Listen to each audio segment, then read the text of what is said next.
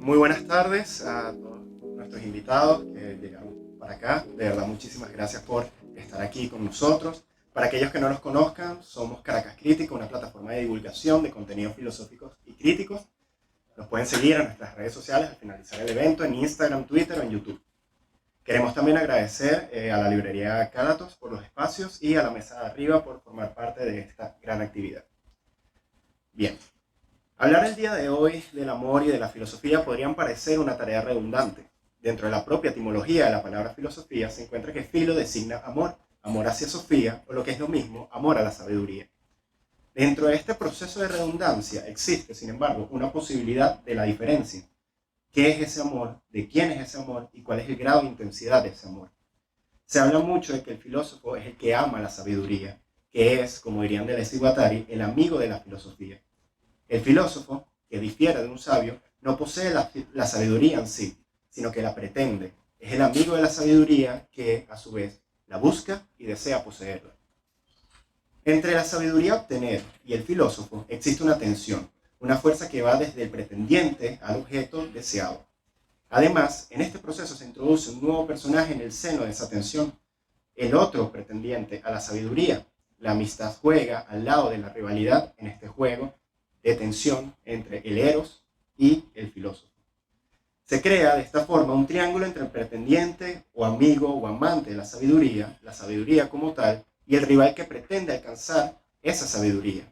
Triángulo que, en su génesis, es constituido por una fuerza múltiple de amor, amor al concepto. Las ponencias que hoy vamos a presentar forman parte de ese amor a la filosofía, amor a la sabiduría. Triángulos eróticos, amor verdadero y homenajes amorosos conforman la tríada de temas que nuestros invitados van a desarrollar. En esta ocasión nos complace mucho tener como invitados a estos amigos del concepto que también son amigos nuestros en Caracas Crítica, que hoy por hoy comparten ese amor a la sabiduría. La primera ponencia la presentará el profesor Luis Marciales, docente y jefe de la Cátedra de Epistemología en la Escuela de Economía de la Universidad Central de Venezuela. Su tema es el triángulo erótico entre Sofía, Alcibiades y Pedro. La segunda ponencia la dictará la doctora María Rodríguez Toro, profesora titular en la UNIMED y principal investigadora en el programa de Filosofía con Niños, certificado por la Cátedra UNESCO. Su tema tiene por nombre El verdadero amor de la filosofía, Eros, Poros y Tenía. Finalmente, la tercera ponencia está a cargo de Diego Ávila, estudiante de Estudios Políticos y Administrativos en la Central. Su ponencia se llama Rehomenaje a la necrofilia a través de George Bataille. Al finalizar el evento, si tienen alguna duda o quieren realizar cualquier comentario, se va a abrir un espacio de diálogo para la discusión de los temas que vamos a presenciar el día de hoy. Muchísimas gracias nuevamente por su asistencia. Buenas tardes, ¿se oye bien? Yo también quiero agradecer a mis amigos de Caracas Crítica por invitarme, a Cádatos por la hospitalidad y a mis copresentadores por la compañía filosófica erótica. Yo voy a tratar de hacer explícito dos triángulos amorosos.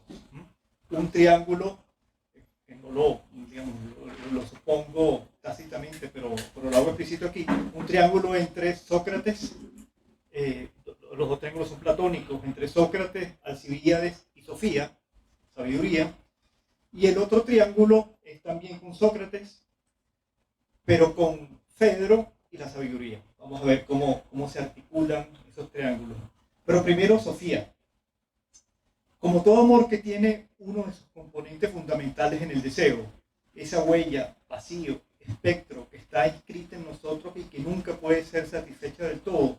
Así inicia la filosofía, según Giorgio Colli, en el comienzo de la filosofía.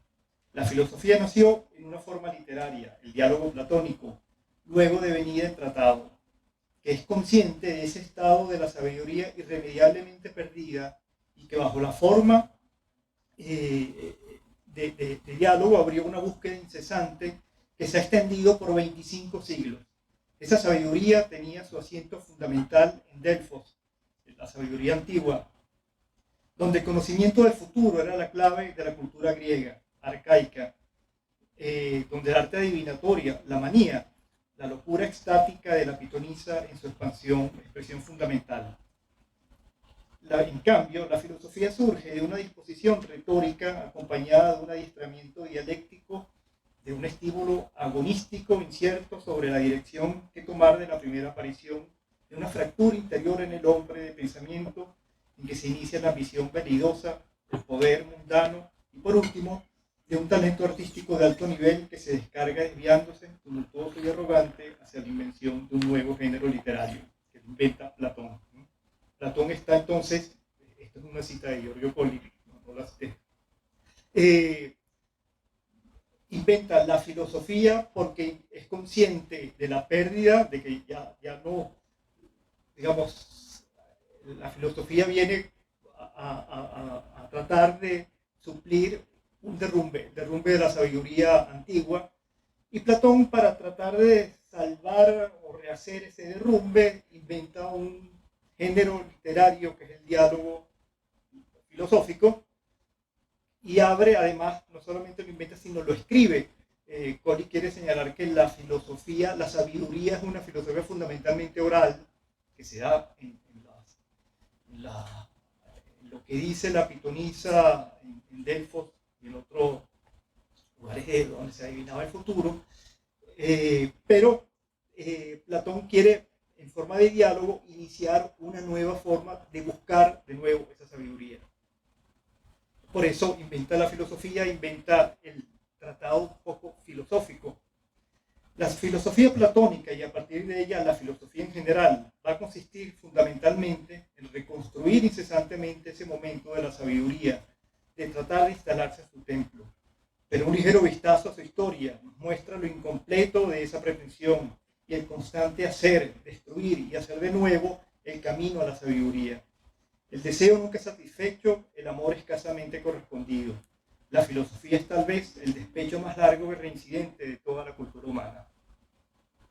No es por tanto extraño que Platón le dé al amor un puesto fundamental para intentar alcanzar la sabiduría, conquistar a Sofía. Eros se convierte, además del logos y la dialéctica, en uno de los modos fundamentales para llegar a las ideas, sea la contemplación serena y extática del absoluto bajo la forma de la belleza, o su recuerdo a través del trabajo del logos, que gracias al esfuerzo racional se ilumina con la plenitud de la idea del bien. El banquete y Fedro son dos diálogos en que ellos exponen más explícitamente la posibilidad de que el filósofo alcance las ideas y las conozca gracias a Eros. Pero el modo en que Eros logra esto difiere notablemente en los dos. El banquete se piensa que es un diálogo medio, es decir, de la mitad de la vida de Platón, cercano a República. En cambio, Fedro es tardío. En ellos, el Platón maduro se muestra más reposado, menos logocéntrico y más abierto a reconocer los límites de las ideas y dar mayor reconocimiento al amor en el mundo. Comencemos por el banquete, o cómo el amor a Sofía se impone a la pasión carnal y la locura erótica de Alcibíades. Una de las primeras cosas importantes señalar en el banquete es que es un diálogo que mantiene la coherencia con República, en el sentido de que la forma de alcanzar a la filosofía es un alma muy temperada, muy racional, un alma en el que el logisticón, es decir, la estructura lógica o su parte lógica, es la que se impone, y el amor funciona como, digámoslo así, ímpetu para poder hacer ese ascenso tan difícil que es ir hasta las ideas. En República lo intenta hacer solamente por una razón, digamos, a través del conocimiento, desde el conocimiento de opinión hasta la dialéctica, que es la forma de conocer las ideas. En cambio, el motor que lleva al alma hacia la idea de belleza va a ser el amor. El amor tiene, para que esto funcione, tiene una... es por una parte un motor, pero al mismo tiempo es pasividad, es decir, no está completo y quiere, como lo decíamos al principio, el deseo funciona como motor para seguir adelante. ¿Qué es lo que se desea aquí? La belleza, ¿no?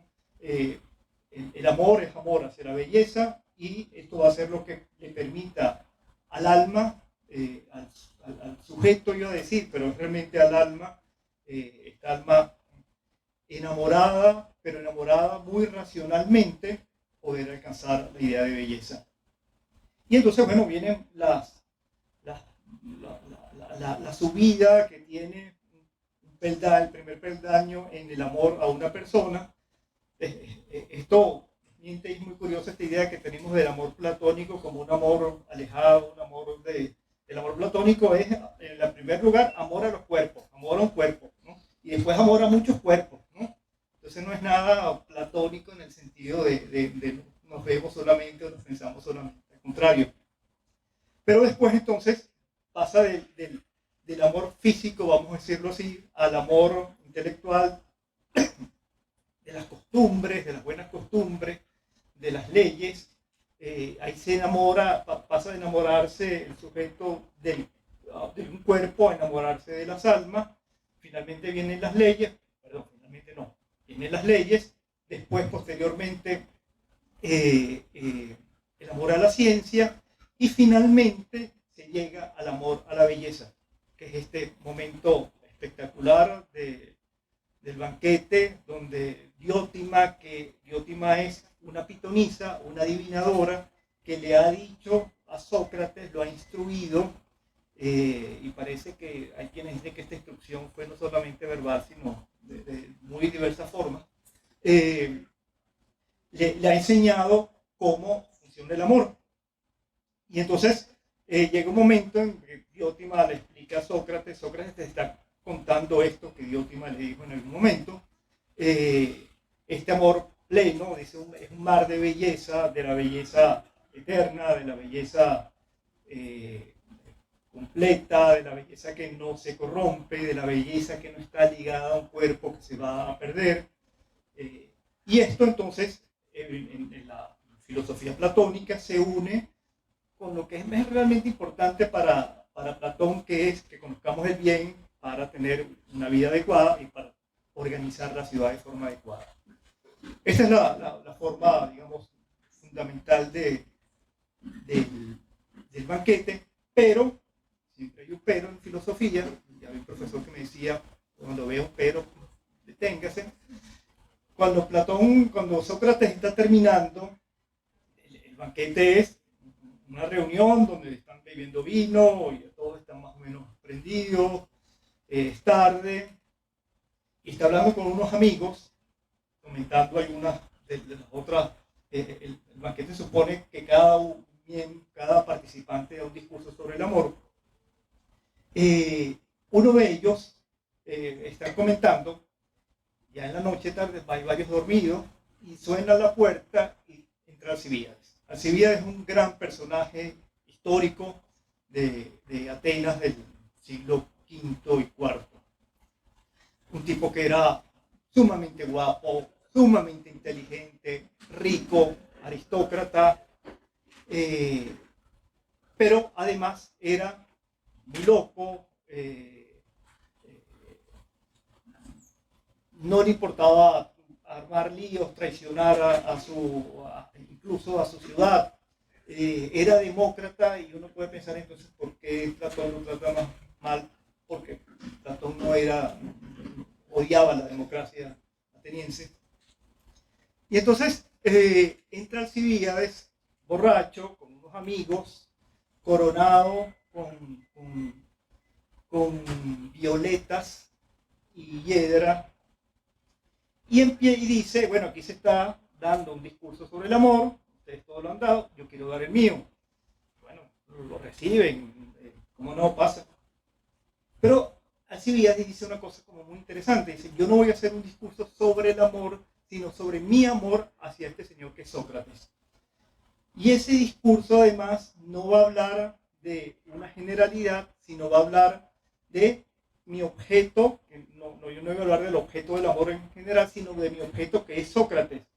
Y empieza entonces un discurso muy erotizado, muy apasionado, al que el objeto, digamos, de ese discurso, que es Sócrates, más bien se espanta, en algún momento le dice que Alcibiades lo va a matar,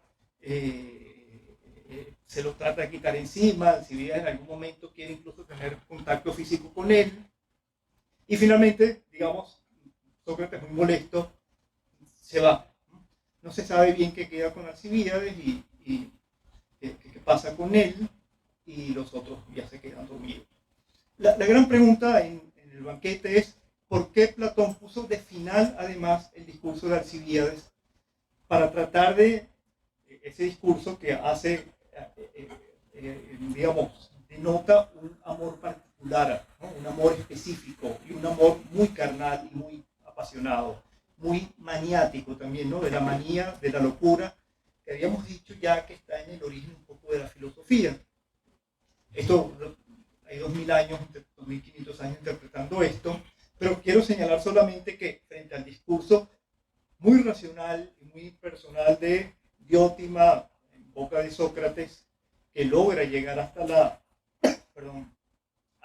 belleza, la idea de belleza y de ahí a la sabiduría, está este discurso que es muy terrenal, muy pasional y que entra en tensión con el discurso socrático platónico, pero que sin embargo Platón, repito, lo extraño es que Platón lo pone ahí, lo pone de último, para que como que nos quedemos con eso en la cabeza. ¿Qué pasa con el Fedro? Este diálogo posterior y de un Platón de mayor madurez. Bien, lo que Platón quiere hacer en Fedro es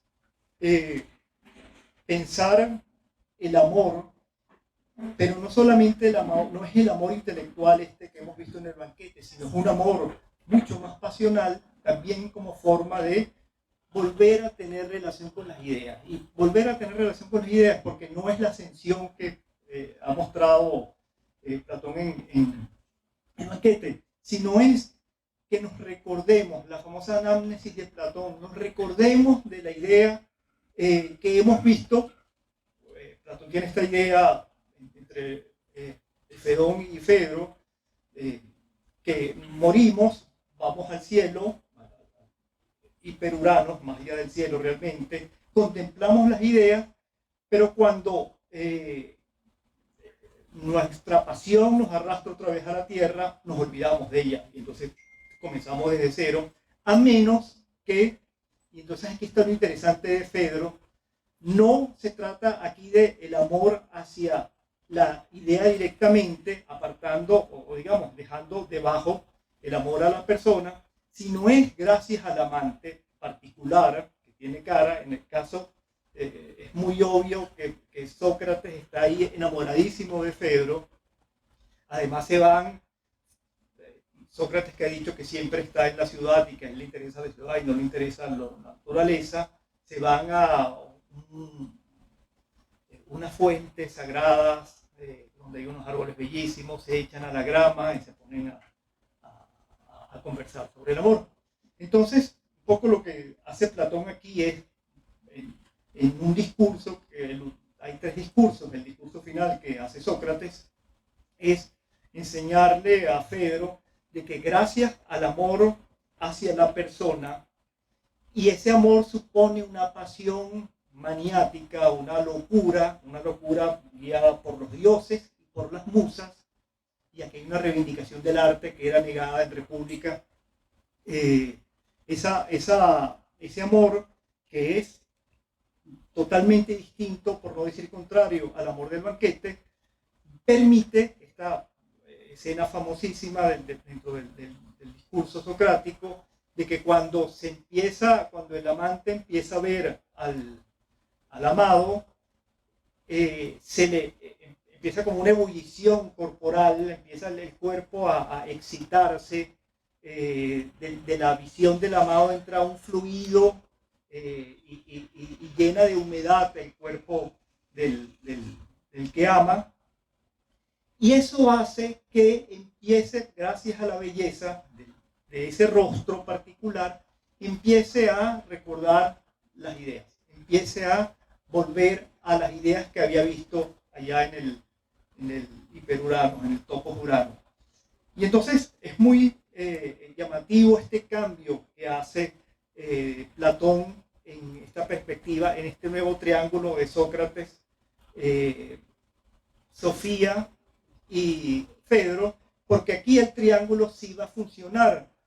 Además de que se reivindica la relación erótica personal entre humanos, porque ella, en la medida en que además se profundice y se haga cada vez mejor, permite que las almas se conozcan más y permite entonces que ese proceso pasional se haga de forma cada vez más racional, más abierta.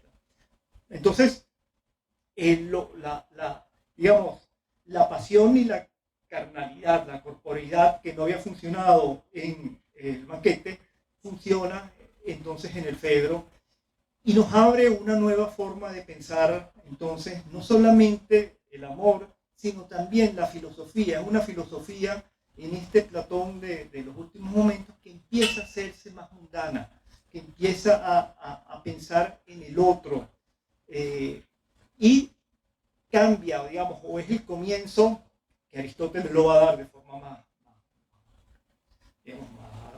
profunda, no nos vamos a meter ahorita con esto, de una filosofía donde el amor no es este amor platónico en el sentido de amor a las ideas, sino es también atención y cuidado de nosotros mismos, de vernos al rostro y de pensar incluso en la idea esta del mundo como objeto importante y no como en el Platón más clásico, que el mundo es una sociedad. De modo que el amor aquí sí logra esto de pensar no solamente en conseguir cortejar a Sofía, sino que eso se hace también en un triángulo virtuoso, amando a un amante de carne y hueso. Gracias.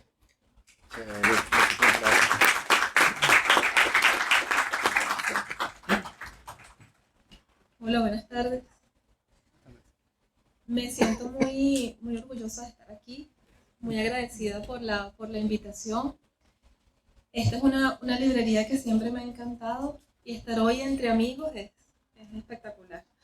Muchas gracias por eso, ya en Caracas Crítica. No sé si se me está escuchando bien. ¿Sí? Bueno, gracias. Fíjense que yo me voy a referir un poco a la misma redundancia de la que comentó Jan y a la obra que comentó el profesor Marcial, y no nos pusimos de acuerdo. Fue una cuestión así que, bueno, salió de filosofía de verdad. Sí, porque coloqué aquí en mis apuntes que cuando leí por primera vez el título de este coloquio me encantó.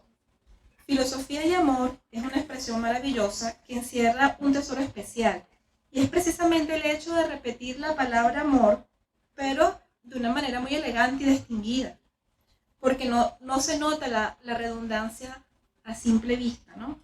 Pero efectivamente está repetido, porque filosofía y filo, porque es así como filosofía y amor, filosofía y filo se repite, filo más Sofía más filo, dos ocasiones filo más Sofía.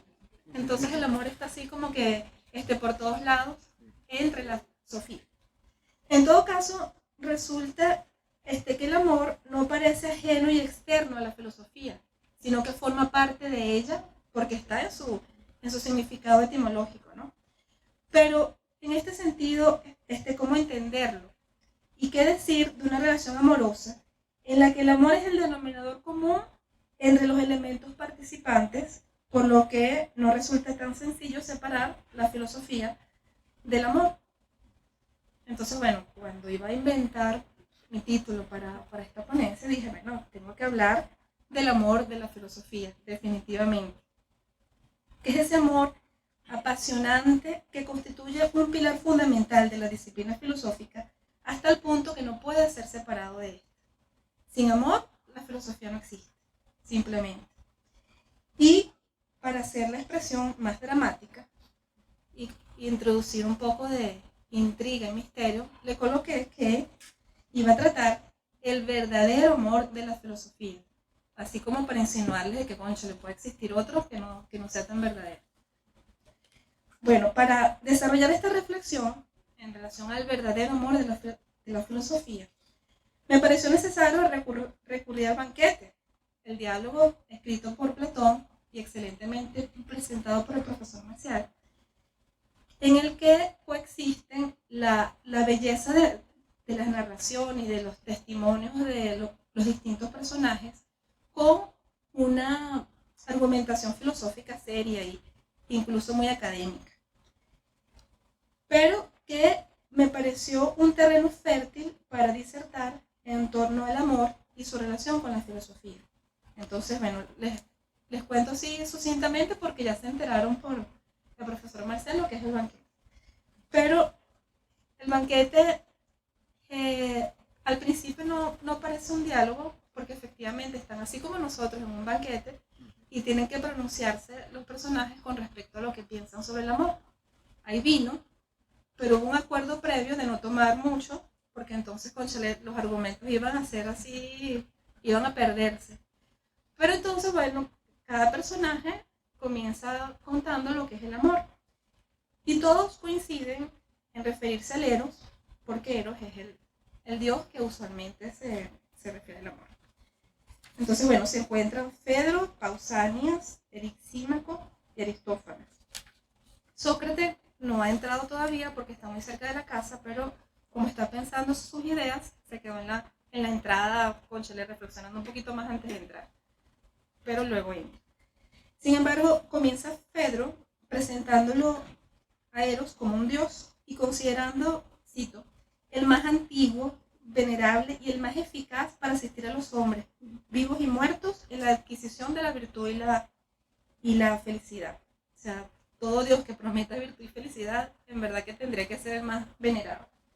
Luego, Pausanias, considerando que la posición de Pedro fue un poco simple, sostiene que Eros no es uno, sino dos, que existe un Eros relacionado con la Afrodita de Pandemo, que es el que enseña a amar de una forma solo corporal y un poco sin mucho nivel amoroso, y que es digno de los hombres ordinarios solamente, pero que existe otro Eros más relacionado a la Afrodita Uranio, el Eros Uranio, que no solamente induce a amar el cuerpo, sino también el alma. Entonces hay esta disparidad que eso le parece a este personaje que al no considerar esta doble dimensión en Eros, bueno, Fedro fue un poco simplista, ¿no? Pero a él le parece muy importante referirse a eso. Pero luego le toca el turno a Aristófanes. Pero bueno, en ese momento no participó porque tenía hipo, estornudo, entonces le cedió el turno a Erisímaco, que era un médico. Él también considera, Erisímaco, que existen dos Eros, uno moderado y otro desmesurado, arrebatado, y que bueno, es necesario que todo esté impregnado de ambos Eros. Pero cuando el arrebatado protagoniza, las cosas se complican para los humanos. Entonces surgen las pestes, las enfermedades. Fíjense que él dice, hasta la composición de las estaciones del año está llena de estos dos, lo caliente y lo frío, lo seco y lo húmedo. Obtienen una suerte de Eros ordenado y reciben armonía y razonable mezcla. Llegan cargados de prosperidad y salud para los hombres y demás animales y plantas y no hacen ningún daño. Pero cuando protagoniza el Eros desmesurado, es capaz de producir enfermedades, escarcha, plagas, de todo. A lo mejor ese fue el que nos tocó durante el COVID, el Eros arrebatado. Luego interviene Aristófanes, el famoso Aristófanes, el poeta, el de las nubes, el de todas sus obras, afirmando Eros que es el más filántropo de los dioses, al ser auxiliar de los hombres y médico de enfermedades, tales que, una vez curada, habría la mayor felicidad para el género humano.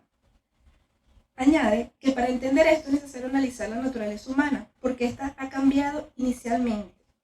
Las personas éramos como un círculo, entonces, y rodábamos, no caminábamos, ¿no? Pero fue necesario como separarlas y dividirlas para que no se sintieran tan seguras, porque precisamente como estaban tan completas, eran como un poco insolentes, y ya esto le empezaba a preocupar a los a Zeus sobre todo, ¿no? Pero fíjense cómo eran las personas. Tenían 4 manos, mismo número de pies que de manos, y 2 rostros perfectamente iguales sobre un cuello circular. Y sobre estos rostros, situados en direcciones opuestas, una sola cabeza. Y además 4 orejas, 2 órganos sexuales y todo lo demás como no puede imaginarse a tenor de lo dicho. Eran también extraordinarios en fuerza y vigor y tenían un inmenso, eran insolentes hasta el punto de que conspiraron. Entonces, en el Olimpo, Zeus no podía aceptar una conspiración humana. Pero entonces empezaron a reflexionar sobre qué hacer para que estos humanos no fuesen así, no se sintieran tan seguros y fuertes. Y fue donde idearon el dividirlos. Entonces, bueno, ahora usted va a tener 2 manos, no 4, 2 pies y todo separado, ¿no? Entonces se complicó un poco las cosas para los hombres porque entonces empezaron a buscar su mitad. Y el encontrar esa mitad era lo que resultaba sanador, porque se le regresé a lo que yo era antes, a mi completud, si se puede afirmar esa palabra, no sé si existe, pero algo así como estar pleno, estar completo. Y entonces el amor precisamente consistía en buscar esa otra mitad, lo más semejante a lo que yo soy, porque si no cuadraba el círculo como estaba originalmente. Hasta el momento, hasta estos discursos dichos por estas personas, fíjense que el amor tiende a buscar lo parecido, a lo que se asemeja a mí, ¿no? Y siempre hay una unidad de por medio a la que se tiene que alcanzar y a la que aspiramos. Sin embargo, cuando llega el turno de Sócrates, todo eso cambia. Saben que Sócrates no es un amigo, no es muy amigo de estar dando discursos, sino de dialogar y de interpelar a las personas. Entonces, cuando él le toca, bueno, empieza el banquete de verdad. Fíjense, él dice: reflexionando yo, efectivamente, que por mi parte no iba a ser capaz de decir algo ni siquiera aproximado a la belleza de estas palabras, casi me echo a correr y me escapo por vergüenza si hubiera tenido dónde ir. Así me pasó a mí cuando estaba escuchando al profesor Marcial. Si hubiese tenido dónde ir y suficiente espacio, me escapo por vergüenza porque todo lo que dijo fue buenísimo. Entonces, cónchale, me tengo que poner a nivel. Entonces, pero Sócrates, en lugar de iniciar un discurso en forma de monólogo como los otros personajes, hace unas preguntas a Agastón con respecto a su forma de concebir a Eros. Y le pregunta: ¿es amor de algo o nada? Entonces Agastón le dice: por supuesto, es amor en relación a algo. Entonces explica: ¿él desea aquello de lo que es el amor o no? Entonces le dice: sí, naturalmente, eso es lo que desea. Y desea y ama lo que desea y ama cuando lo posee o cuando no lo posee. Entonces le dice a Agastón: probablemente cuando no lo posee. Desea aquello de lo que está falto y no lo desea si no está falto de ello. O sea, todo era para interpelar qué es lo que se está buscando cuando se ama. Porque si lo que se está buscando es lo bueno y lo bello, entonces pareciera que Eros no es lo bueno y lo bello porque eso es lo que está buscando. Pero entonces Sócrates introduce esta reflexión y este problema porque, cónchale, si se está buscando lo que se tiene, ¿para qué se está buscando si no se necesita? Si se es hermoso y bueno, porque se está buscando más hermosura y belleza. Y bondad, perdón. Entonces,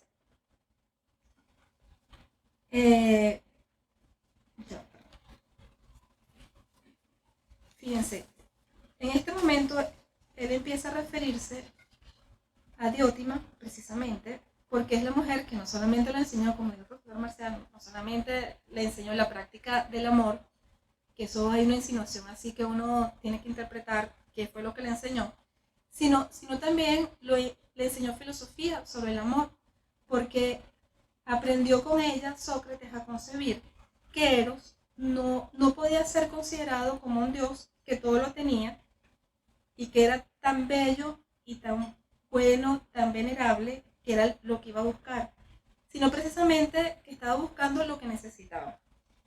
Y para eso le cuenta el nacimiento de Eros. Ya se los voy a leer aquí.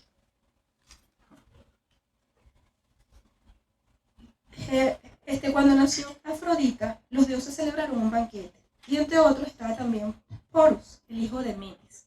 Después que terminaron de comer, vino a mendigar Penía, como era de esperar en una ocasión festiva, y estaba cerca de la puerta.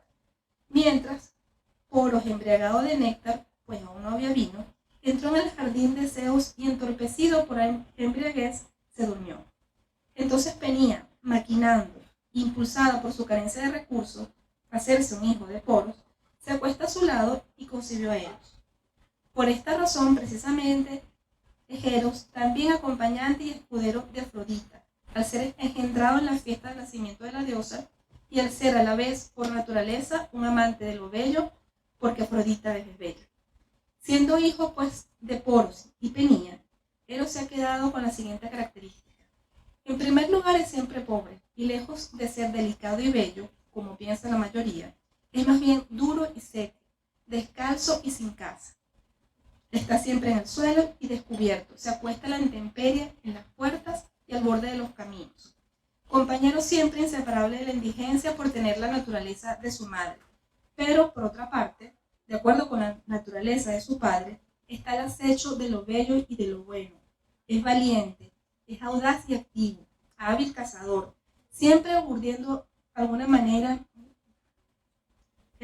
cimiento a lo largo de su vida, un formidable mago, hechicero y sofista. Fíjense, no es alguien completo, es alguien que necesita la belleza y necesita lo bueno precisamente porque no lo tiene. Pero y aquí entra también la sabiduría, no solamente porque la sabiduría es lo bueno y lo bello, o muy buena y muy bella, sino también porque es ese término medio. Sé que utilicé un término aristotélico, pero es ese término que está en el medio entre la ignorancia y el conocimiento. Es precisamente el camino hacia el saber.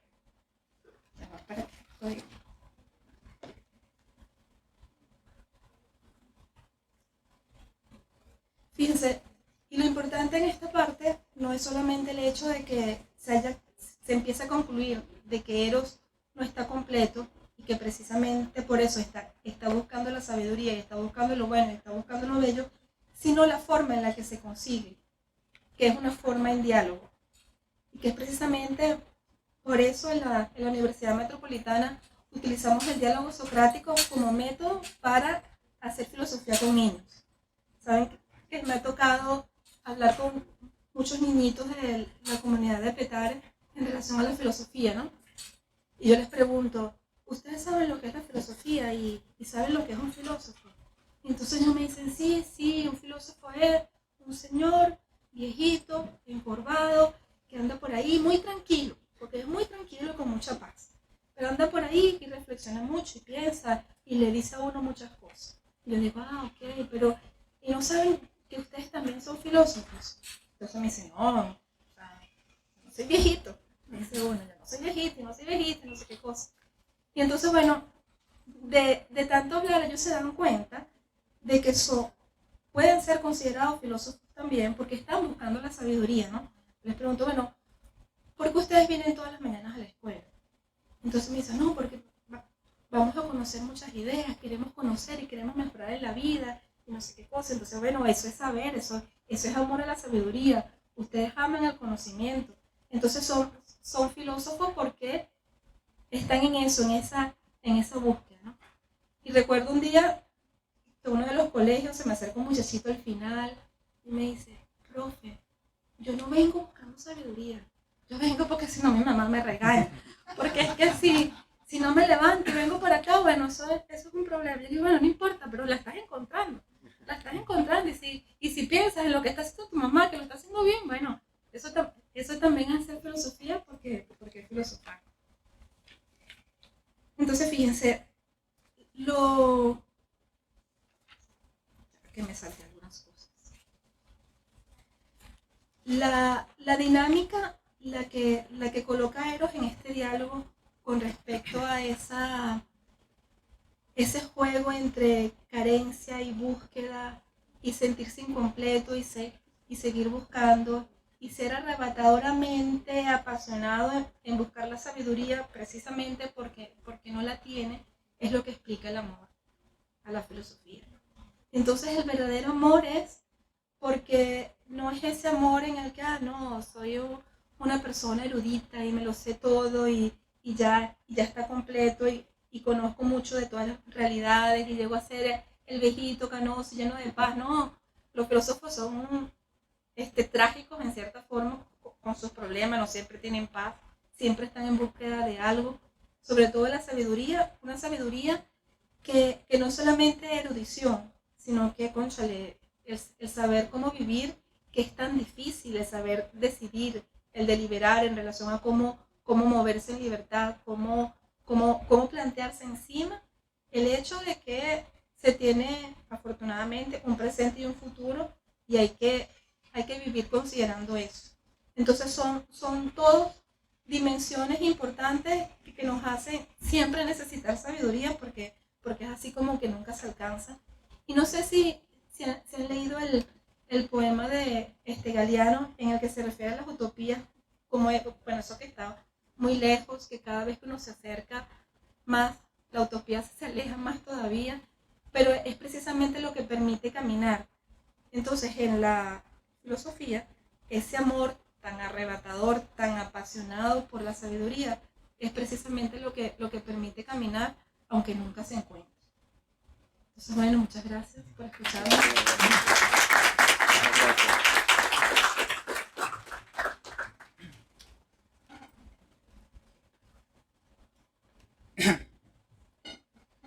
Bueno, primero que todo, yo quiero decir que, bueno, si la profesora María hablaba de que hacía como Sócrates y saltaba por la ventana después de la exposición del profesor Marciales, yo quiero que usted imagine cómo me siento yo con la ventana tan cerca y con la posibilidad de escapar. Está cerrada. Sí, ese es el problema. Bien, pues alejar un poco el micrófono. Ah, ok. ¿Así? Ajá, sí. ¿Se escucha bien ahí atrás? Ok. Bueno, primero que todo, bueno, quería extender, como lo han hecho mis compañeros aquí en este coloquio, extender unas gracias obviamente a Caracas Crítica. Yo he seguido el trabajo de Caracas Crítica casi que desde que iniciaron, ya llevan ya un año y unos meses dedicándose a la labor, tanto en artículos, tanto un podcast, tanto este tipo de actividades para difundir sobre discusiones filosóficas que lastimosamente no se han dado los espacios que deberían darse. En todo caso, quería agradecer por esta invitación a este coloquio, no solamente a ellos, sino también a la librería Cálatos. Yo creo que es importante destacar la actividad de las librerías que todavía siguen, vamos a decir, sobreviviendo ante las situaciones que acotan a nuestro país y que en cierto sentido su papel es fundamental para la difusión de ideas.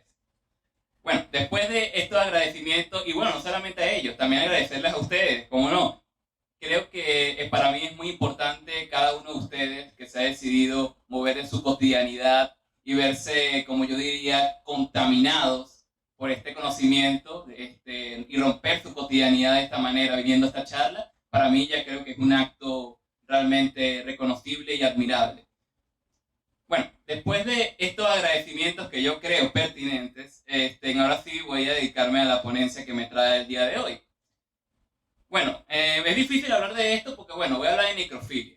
Bien, es un tema que a lo mejor no se discute todos los sábados por la tarde, pero igualmente haré un intento de que no se asusten y no salgan saltando por la ventana o corriendo por allá.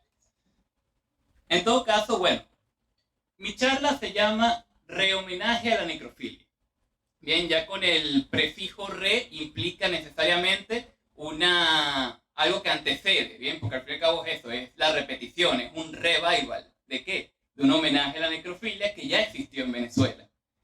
Exactamente en noviembre de 1962, un grupo artístico, bien, una vanguardia artística, mejor dicho, llamada El Techo de la Ballena, llevó a cabo una exposición, vamos a decir una especie de happening o performance, que se llamó Homenaje a la Necrofilia.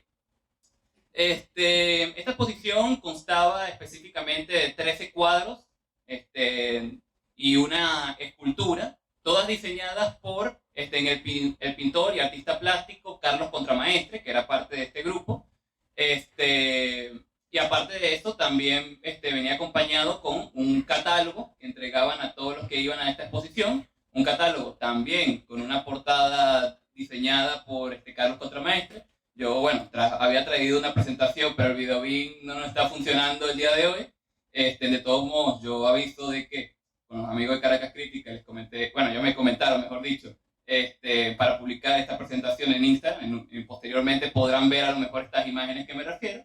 Pero bueno, volviendo, vamos a decir, este librito que entregaron al principio venía acompañado no solamente con una serie de ilustraciones de Carlos Contramaestre, bien, que hacía referencia a la exposición, sino también venía acompañado con la lista de los nombres de las obras expuestas, como también un pequeño texto, también llamado Homenaje a la Necrofilia, escrito por el conocido novelista y cuentista Adriano González León. Bien, en todo sentido, yo por lo menos creo que yo caracterizaría este evento más que un happening, un tal. Yo creo que las palabras que mejor quedan, a mi parecer, son el concepto de Gilles Deleuze y Félix Guattari de un agenciamiento, porque en general eso es lo que existe aquí. Por un lado están, como ellos dirían, en estos materiales, que son las pinturas, que son estas obras de arte presentes, y por otro lado también esta dimensión de, como ellos hablarían, de enunciados, ¿bien? No solamente en este catálogo, sino también puestos, porque al fin y al cabo estaban las obras, imagínense aquí cada una de estas ciertas obras, y pegados bajo esas obras habría lo que los balleneros, bien, que aquí se le refiere al techo de la ballena, a la gente y sus integrantes, los balleneros pegaron a las paredes, al lado de estas obras, lo que ellos llamaron fragmentos necrófilos, fragmentos que encontraron en diferentes obras literarias que hacían referencia a esta cuestión, bien. Esto, como dije, por dar un contexto, como dije, una Venezuela en los principios de los años 60, un contexto político agitado, extremadamente violento, estábamos saliendo de una dictadura y estábamos en establecimiento de una democracia liberal representativa, y bueno, los balleneros también vendrían a ser como esa otra cara, vamos a decir, transgresora de lo que ellos consideraban ciertos valores que seguían presentes ahí en una cierta moralidad. Bien, en todo caso, primero que todo, creo que es importante aquí hablar, ya dando el contexto de qué es esta obra, cómo estaba conformada, hablar de lo principal y lo más, el empate en la habitación, diría yo. ¿Qué es la necrofilia para estos tipos? Recientemente, hace como ya un año, creo yo, en la Fundación para la Cultura Urbana, uno de los últimos integrantes del Techo de la Ballena, llamado, ahorita no tengo el nombre, pero, bien, si no me equivoco, uno de los últimos balleneros, no me acuerdo, ahorita el nombre no me llega, pero bueno, se hizo en la Fundación de Cultura Urbana una charla dedicada a recordar los actos de Techo de la Ballena. Bien, este autor discute que el Techo de la Ballena realiza este acto más que todo por lo que sería reflejar lo que era el país en ese entonces. Para ellos, las instituciones de cultura, de arte, de política, los ministerios, para ellos eso estaba podrido por dentro. Había todavía una presencia de una corrupción específica. Bien, no había, vamos a decir, una democracia plena e inclusiva con todos. Y eso más o menos es lo que querían reflejar en esta obra. Porque también lo que agregaban era el hecho de que, bueno, todo eso está podrido. Todo el país está podrido. Y el gobierno y la gente sigue, vamos a decir, alabándolo, difundiéndolo, teniendo, vamos a decir, un cierto afecto con eso.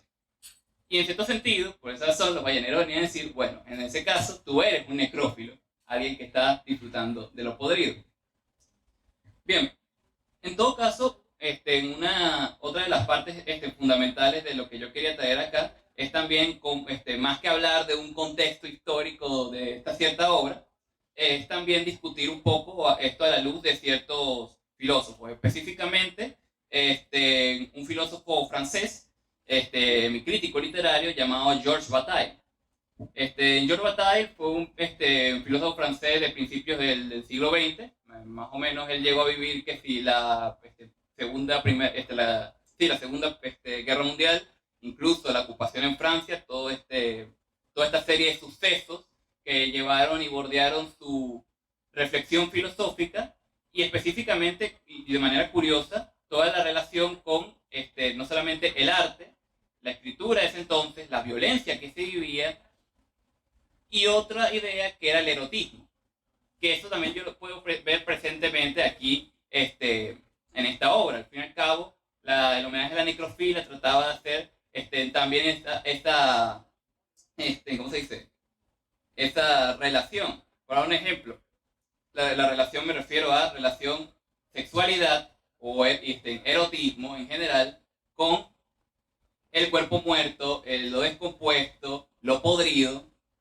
Y por otro lado, cada mente, como no podía ser a lo mejor de este grupo, todo con bastante humor negro. Para que vean un poco esto, aquí justamente tengo varios de los nombres de las 13 obras expuestas, y más o menos pueden entender un poco a qué sentido apuntaban estos señores. Entre los nombres de las obras, aquí están, uno que decía Erección ante un entierro, Canto de fe y alegría, o Succio Mamae, Ventajas e inconvenientes del condón, y Gabinete de masaje servido por sobadoras diplomadas.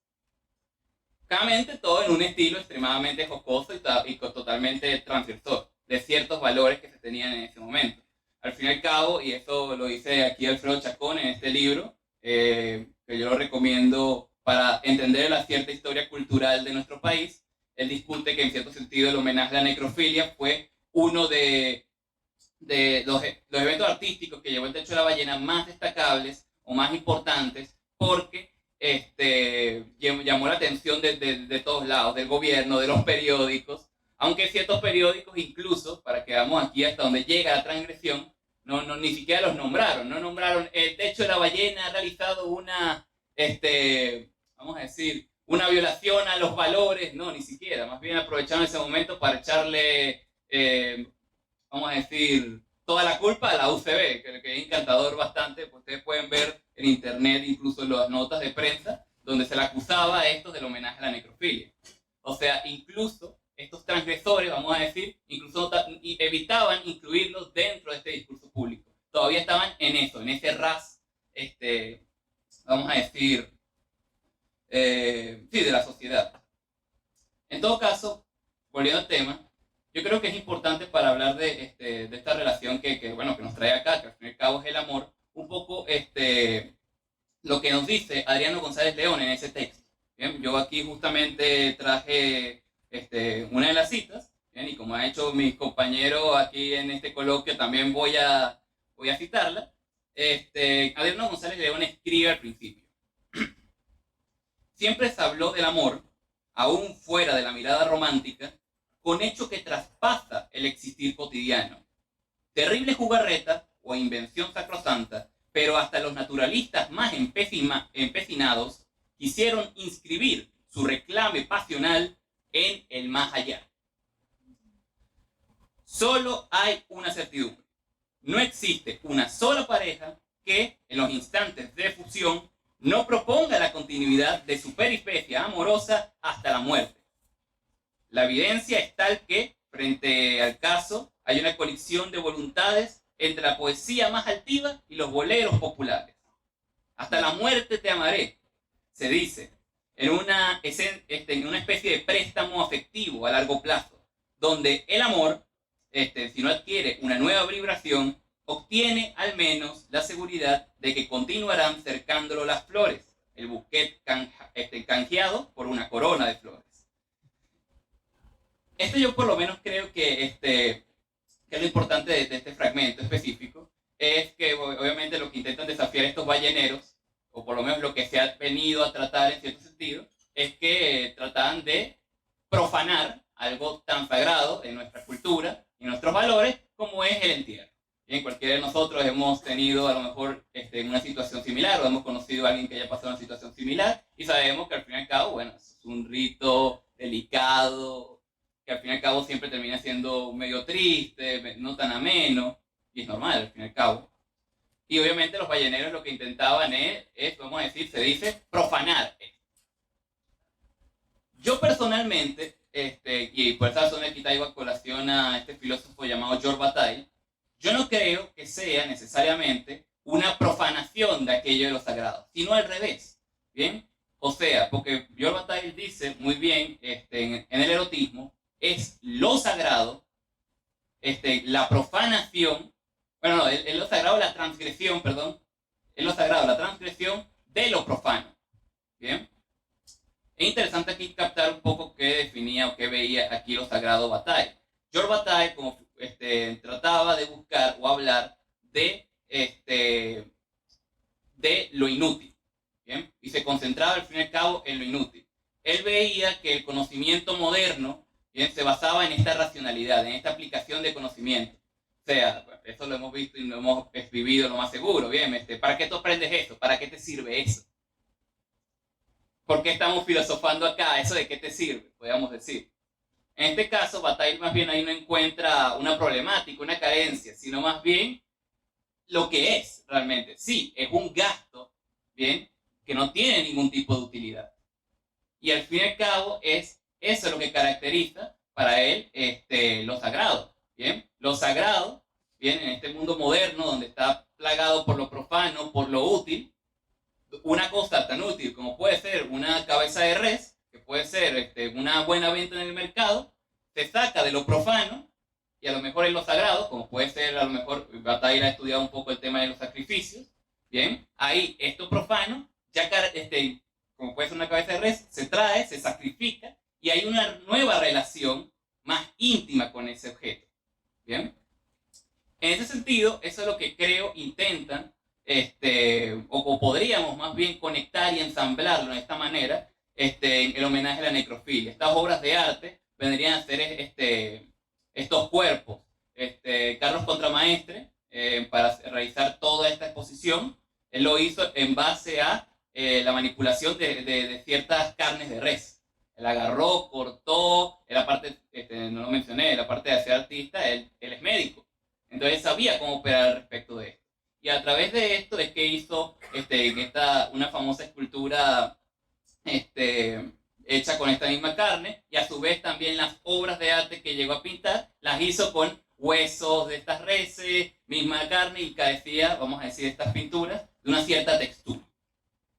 Y en cierto sentido, vamos a decir, era en estos cuerpos muertos, descompuestos ahí. Y vamos a hablar un poco sobre esto del descompuesto. Pero para terminar esto de Bataille, al fin y al cabo, Bataille se caracteriza por esto. Bataille más bien llama esto el gasto. ¿Bien? El gasto es improductivo, ¿bien? Es un simple dar. Ahora, yo creo que es interesante acá también ver uno de los filósofos contemporáneos a día de hoy que creo que ha estudiado bastante bien a George Bataille, que se llama Nick Land. Nick Land es un filósofo británico experimental, actualmente residente en Shanghái, y este filósofo escribió para mí, una de las mejores monografías sobre el pensamiento de George Bataille, que fue recientemente traducida al español con el título de Sed de Aniquilación. Él encuentra en el pensamiento de Bataille justamente esto, ¿bien? Al fin y al cabo, todo se basa en este mismo gasto improductivo, ¿bien? Y esto, por lo menos, en ese libro encuentro una buena definición de lo que a lo mejor Bataille llama amor. Aquí sí me disculpo otra vez a citar. Discúlpeme. Ok, no me funciona aquí la exposición que tenía aquí en el teléfono, así que bueno, después cuando puede y funcione les mostraré la cita. En todo caso, la gracia es de que Nick Land quería caracterizar y caracteriza de que, primero, aquí a lo mejor difiero con los demás ponentes, que el deseo no parte de esta carencia del objeto, sino más bien es un ensamblaje, ¿bien? Es una cuestión no negativa de la carencia, sino positiva. Y en todo caso, también lo interesante aquí aparte de que hay esa afirmatividad del deseo, que al fin y al cabo también parte por las lecturas que tuvo Bataille de Nietzsche, como una cierta voluntad, no es una cuestión consciente. También encuentra, por otro lado, como dije, esta cuestión de que el amante, al fin y al cabo, por ese objeto amado, termina, como dice Nick Land,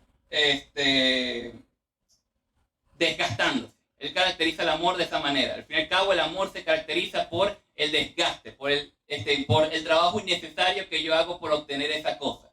¿Bien? Y el esfuerzo y el mismo arrebatamiento que da eso. Y que en cierto sentido termina en una, vamos a decir, en una cierta flagelación casi.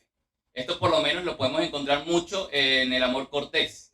En el amor cortés de la Edad Media, teníamos aquellos trovadores que exaltaban de gran manera a estas musas, ¿bien? Y que por lo menos era a través de esto que podían generar un cierto arte, pero este arte al fin y al cabo se basaba en este desgaste que llevaba de que no puedo tenerla, ¿bien?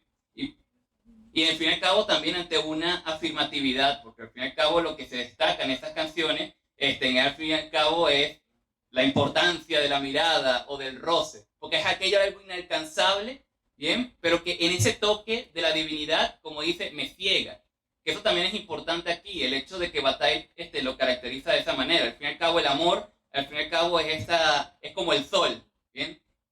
Al fin y al cabo verlo mucho me termina desgastando y me termina jodiendo porque me termino cegando por el sol. Yo no puedo verlo tan fijamente durante mucho tiempo. Y claro, en cierto sentido, pues está esta cuestión de que este desgaste obviamente tiene unas consecuencias obvias, que es que tú te desgastas y puedes terminar muriendo. Y eso más o menos también a lo que apunta Bataille. Pues son Bataille trata de apuntar de que al fin y al cabo todo este erotismo, ¿bien? Y toda esta cuestión del deseo termina en un desgaste que puede acabar con la muerte. De esta forma, por esa razón, es interesante la problemática que inyectan aquí los balleneros. Bueno, ¿y qué pasa con los necrófilos? Que aman más allá de la muerte y que rompen con esa promesa, tamaré hasta la muerte. En ese sentido, es interesante, por ejemplo, apelar otra vez a estos filósofos franceses que se llaman Gilles Deleuze y Félix Guattari. Ellos tienen una noción que cualquiera que conozca estos dos filósofos va a saber que es más compleja que nada, que se llama el cuerpo sin órganos. Ellos hablaban de la noción del cuerpo sin órganos como, por un lado está el cuerpo, y por otro lado están los órganos que vamos a decir, tratan de pegarse a este cuerpo y le dan forma, ¿bien? Está el órgano boca, ojos, etc., ¿bien? Y el cuerpo sin órganos sería esa tendencia que nosotros tenemos a quitarnos estos órganos, ¿bien? Son Deleuze y Guattari tratan de hablar de que los que mayor saben reflejar el cuerpo sin órganos son los escritores de horror, ¿bien? Cuando pensamos en el tópico de horror podemos pensar si pensamos en uno muerto, un zombie. ¿Qué es un zombie? Al fin y al cabo, ¿el zombie está vivo o está muerto? También esto es importante, el cuerpo sin órganos, ellos llegan a decir, el cuerpo sin órganos es el modelo de la muerte, ¿bien? No es la muerte el modelo del cuerpo sin órganos. Aquí esta similitud que intentan entablar, de hablar de un modelo de muerte, permite pensar, como habla Nick Land, de la posibilidad de diferentes modelos de muerte. Pensemos en este caso en el zombie. ¿Bien? El zombie llega a ser vamos a decir, este cuerpo sin órganos que, vamos a decir, llega a ser una muerte simulada. No llegas ni a estar muerto ni a estar vivo. En este sentido, yo creo que eso es más o menos lo que llevan los balleneros con este caso. ¿Bien? Y esto es un punto importante. Corazón hablaba aquí de que es importante también hablar, como dije, de la descomposición de las obras. ¿Por qué? Esta obra, como dije, fue muy relevante y llamó mucha atención de los medios. ¿Por qué? Porque el Ministerio de Salud tuvo que meterse en esta situación porque, al parecer, las carnes que estaban tratadas para esta obra, no fueron bien llevadas y al final se terminaron descomponiendo. ¿Bien? Entonces eso era, después de unos días, una pudrición tremenda, una plaga de gusanos grotesca, y eso incluso lo llega a mencionar este autor que todavía me sigue azotando porque no me recuerdo su nombre, en la charla de la Fundación de Cultura Urbana, de que él estaba cuidando, como integrante del Techo de la Ballena, esta obra, y que se acerca a ver la escultura y se queda impregnado porque dice, wow, siento que la escultura se está moviendo, dice él. ¿Bien? Él quedaba impresionado porque él decía, el arte es maravilloso, se mueve solo. Y bueno, después obviamente eran gusanos. ¿Bien? Eso es lo terrible acá. Claramente lo que dice acá este autor, y en cierto sentido también el relato ballenero, es de que el artista Carlos Contramaestre no llevó un buen tratamiento de esta obra de arte. ¿Bien? Claramente aquí entra la especulación. Aquí podríamos decir, bueno, ¿y si a lo mejor no lo hizo?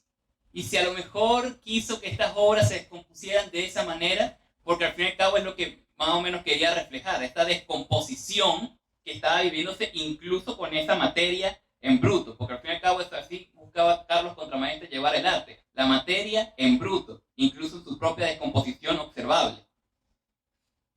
Claramente eso es una posibilidad, llevarla a esa especulación, que a lo mejor puede ser incluso para no meterse en problemas. Pero yo personalmente sí me gusta más agarrarme de este relato oficial de que a lo mejor no lo pensó, de que fue un simple error, que nos llevaría a pensar cómo la obra de arte llega incluso a ser un proceso que agarra una cierta independencia, vamos a decir, del artista. En todo caso, lo importante aquí es que si el amor, al fin y al cabo, se basa en este desgaste, ¿bien? Y que, al fin y al cabo, esto nos puede llevar a esa muerte, ¿bien? Que sería, como dije, similar a ese cuerpo sin órganos, ¿bien? O sea, una intensidad cero, según dicen Deleuze y Guattari, y como afirmamos, es un modelo de muerte y pueden existir diferentes modelos de muerte, no son más esta descomposición que se vive ahí, una especie de modelo de muerte que se mezcla con esos enunciados eróticos y que vienen en cierto sentido a ser una exposición de lo que al fin y al cabo nosotros deseamos, esa descomposición, ese quitarnos esos órganos al fin y al cabo. Yo por lo menos creo personalmente que esa es la interpretación que se le puede dar, o más que la interpretación, el ensamblaje. Y ya con esto ya voy cerrando, que es que al fin y al cabo es eso. George Bataille afirma este amor como gasto. Y esto creo que también es importante, es una positividad, no ver el amor como una necesaria carencia de algo. Como decía el profesor Marciales al principio de esta charla, como esta visión popular del amor platónico, donde aquí está el objeto deseado, inalcanzable, ¿bien? Y ver esta relación como la carencia de ese objeto, sino que a través del ensamblaje que yo tengo con ese objeto, ¿bien? Porque al fin y al cabo yo armo una relación en cuanto aún así no lo tenga, o acercarme a eso, conlleva esta positividad, o cuando me refiero a positividad, me refiero vamos a decir, a eso, una afirmación específica, no solamente de la relación, sino de, bueno, al fin y al cabo, esta producción de descomposición específicamente. ¿Bien? Y que en cierto sentido creo que esto es lo último, este tipo de obras de arte nos pueden hacer reflexionar de esta manera sobre la relación del amor y la muerte y comprender el amor de esta forma. Y en cierto sentido, también esto es lo importante, no solamente tiene que ver con un amor en un sentido personal, como a lo mejor decía Adriano, sino también con lo que ellos querían reflejar, que era el amor al país. Al fin y al cabo, un país que se encuentra en ese estado de descomposición. Lo descompuesto no es todavía muerto, ni es algo vivo. Es un estado fluyente y de devenir y de movimiento específico, que no permite una forma, que no permite un emerger. Esto podría explicarnos un poco a lo mejor la situación política que vivimos y la incapacidad que tenemos también de formar o crear un gobierno o un cierto orden. Y en cierto sentido, como aún así con eso, seguimos a lo mejor queriendo a este país, aunque nos desgaste día tras día. Y con esto, bueno, cierro. Muchas gracias. Muchas gracias, Diego. Muchas gracias también, Luis. Muchas gracias María. Bien, vamos a aprovechar el corto tiempo que nos queda para abrir entonces un espacio de diálogo. Si alguien quiere hacer un comentario o hacer una pregunta, levante la mano y yo me paro y voy hacia donde están ustedes y les doy el micrófono. Ernesto, estás levantando la mano, yo te doy el micrófono. Bueno, saludos, buenas tardes a todos, muchas gracias. Me llama mucho la atención ciertas metáforas o alegorías que se usarán en diferentes ponencias, y todas tienen que ver un poco con la idea del sol, ¿no? Como comentó Diego en Batalla y en estos autores que manejas, está esta alegoría del deseo en relación con el sol, ¿no? No podemos ver fijamente el sol porque nos desgasta, nos destruye, pero sin embargo tenemos una relación de necesidad con la luz. De igual forma, en Platón y en los diferentes escritos de Platón está la alegoría del sol. El amor y el deseo es el deseo por lo bello. Y para Platón, una de las mayores bellezas, o la mayor belleza de todas, en su filosofía, es la belleza de lo bueno. Y en República, pues al final tenemos esta alegoría del sol. El bien, la idea metafísica del bien es como el sol, deslumbre, desgasta, ¿no? Y me llamó mucho la atención, bueno, comento esto precisamente pues para preguntar un poco por su opinión, qué les parece o que quisieran comentar en relación con esta alegoría que se repite de formas diferentes en dos tipos de filosofías o en dos corrientes que son completamente contrarias o muy diferentes entre sí. Y esa sería como la primera intervención. Y la segunda tendría que ver con lo que dijo la profesora María Toro. Los filósofos quieren beber vino, pero no deben beber mucho porque si no balbucearían, ¿no? O sea, el filósofo quiere hablar, quiere filosofar, quiere decir, pero al mismo tiempo tiene que cuidarse para no balbucear, para no caer en esa trampa de no poder decir. Y de nuevo, creo que en esto hay una experiencia del amor como eso, como un impulso de tener lo que no se tiene, de completitud, un impulso erótico, ¿no? De unión, ¿no? El amor como la búsqueda de la unión, una búsqueda de organicidad, pero frente a esa búsqueda de organicidad hay siempre una relación con lo imposible, con la muerte, con lo que se disgrega, ¿no? El enamorado, que puede decir del objeto que ama, balbucear, ¿no? O sea, ¿qué puedo decir de lo que más amo? ¿No? ¿Qué puedo decir? O esa dificultad que tengo entre querer hablar, querer definir, querer nombrar lo amado, y la dificultad que se me presenta de no poder sino vivirla, ¿no? Esa era un poco pues la curiosidad que encontré en las ponencias. Bueno, me gustaría comentarla para escuchar su opinión al respecto. Bueno, muchas gracias.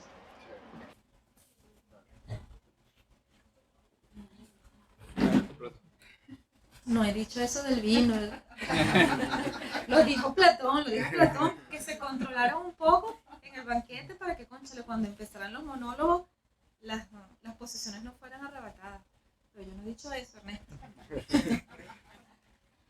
Mire, con respecto a lo del sol, me parece excelente, porque en verdad, yo creo que precisamente el hecho de que no podemos mirar al sol así tan directamente, es lo que nos permite no ideologizar a los demás. Porque no sé si recuerdan en la alegoría de la caverna, que está el prisionero que se libera, que sale, que ve el paisaje, mira el sol, se encandila, sigue viendo, se familiariza su mirada con toda esa luz y regresa a la caverna, así como todos los haríamos, pues quisiéramos, cónchale, hacerles entender a los demás que donde están no es el único mundo que existe el sol, que existe todo. Y entonces, bueno, la gente lo que lo quiere es matar prácticamente porque no quieren escuchar tanta verdad, ¿no? Y entonces sí me parece interesante que no podamos, por una parte, que el sol sea ese objeto final que, cónchale, que el verlo sería como ver las ideas subsistentes del hiperuranio prácticamente, pero que no lo podamos hacer para que siempre tengamos la sabiduría incompleta. que no la alcancemos, porque eso de verdad que es primordial en la filosofía, porque es lo que garantiza que siga la dinámica, el movimiento, porque más que una meta, la filosofía es un movimiento. Y por eso, bueno, nosotros en la universidad lo tratamos como una competencia incluso. O sea, formar filosóficamente no es solamente tener un contenido programático que vamos a ver Platón, Aristóteles, Tales, sino que es formar la competencia del filosofar.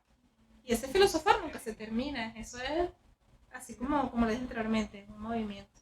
Entonces el sol, bueno, está ahí bien puesto para que no lo podamos ver. No, adelante, profesor. Sí, yo quiero comentar esto que decía la concepción de Colli, de que la sabiduría es esto que estaba antes, más o menos algo así como el siglo VII antes de Cristo, es decir, 2-3 siglos antes del siglo V, que es el luminoso de Atenas, que más bien la sabiduría esta es oculta, es poco clara, es la pitonisa que está en Delfos metida en una cueva y que además cuando habla no se le entiende, ¿no? Entonces hay que hacer el esfuerzo para tratar de entender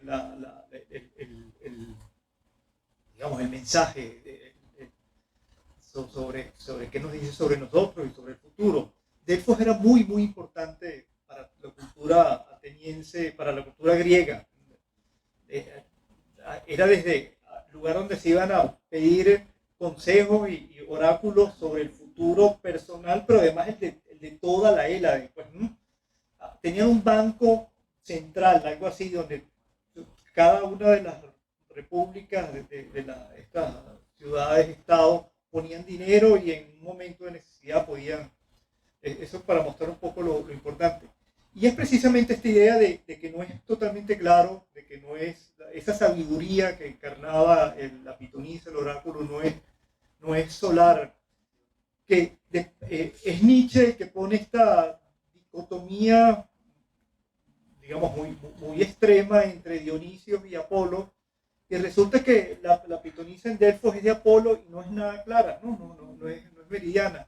Y Colli quiere hacer una relectura de esta distinción entre Dionisio, digamos, oscuro, silvestre, del bosque, y Apolo claro, meridiano, y pensar que no, que más bien Nietzsche no lo pudo hacer además porque no tenía los materiales con los que cuenta Colli.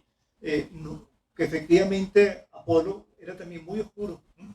Y no era tan claro como parece. Sin embargo, en Platón está, por lo menos en República, esta forma muy solar y además muy óptica de percibir las ideas. Pero en esta lectura que hacíamos, yo no lo dije y lo hago ahora, siguiendo un poco a Martha Nussbaum en La fragilidad del bien, Nussbaum quiere mostrar que también digamos, este Sócrates y este amor que hay en Fedro, no en Berbanquete, sino en Fedro, también es un amor que tiene, digamos, no sé si oscuridad, pero por lo menos la opacidad de la carne y no la completa claridad de la razón. Bueno, me parece muy interesante que toques este punto de Ernesto sobre la relación del sol y el bien. Yo por lo menos respondiendo desde Bataille, más bien yo justamente acabo de revisar y literalmente hay una línea donde Bataille dice, el mal es el amor. Punto. Así que a lo mejor Bataille no estaría tan de acuerdo. Y es que claro, al fin y al cabo está esta cuestión que es lo que más o menos quisiera señalar, que es el hecho de que sí, vamos a ver, puede estar este amor por la sabiduría y a lo mejor, siguiendo la alegoría de la caverna, salimos de esta cueva, vemos el sol, nos encandilamos, pero al fin y al cabo no podemos ver mucho y debemos volver a la cueva. Bien, al fin y al cabo, lo que también trata de decir Bataille, Platón plantea que es el mal al fin y al cabo, es de que si tú te quedas en ese, siguiendo todavía ese impulso, como diría, de este amor, vamos a decir, esta voluntad mismamente de feo de seguir viendo el sol y seguir viendo el sol, al fin y al cabo no solamente te quedas ciego, sino que a lo mejor te insolas y puedes llegar a morir. Bien, y al fin y al cabo es también lo que intenta apuntar aquí Bataille, muy similar si quieres verlo a la pulsión de muerte de Freud. Al fin y al cabo en esta tendencia, esa como una especie de voluntad que nos mueve y nos dirige a esto y que, exacto, tenemos que regularla. Obviamente es buena en pequeñas dosis, pero realmente en su totalidad yo creo que lo caracteriza como algo malo y por eso termina, como dije, el sol quemando. Vale, ¿alguien más tiene alguna pregunta, algún comentario? Levanten la mano. Si están por atrás, levántenla muy arriba porque no veo. A ver. ¿No? Veo entonces que nadie tiene ningún otro comentario. Entonces vamos a dar de cierre esta sesión. Muchísimas gracias María, Luis, Diego por asistir y por darnos unas ponencias bastante enriquecedoras y bastante amorosas también. Muchísimas gracias a todos por venir, por compartir, por tomar un espacio de su tiempo y poder asistir. Muchísimas gracias encarecidamente a la librería Cálatos por estos espacios. Y recuerden que nosotros somos Caracas Crítica, junto al equipo de la mesa de arriba. Nos pueden seguir en nuestras redes sociales. Y bueno, muchísimas gracias por asistir.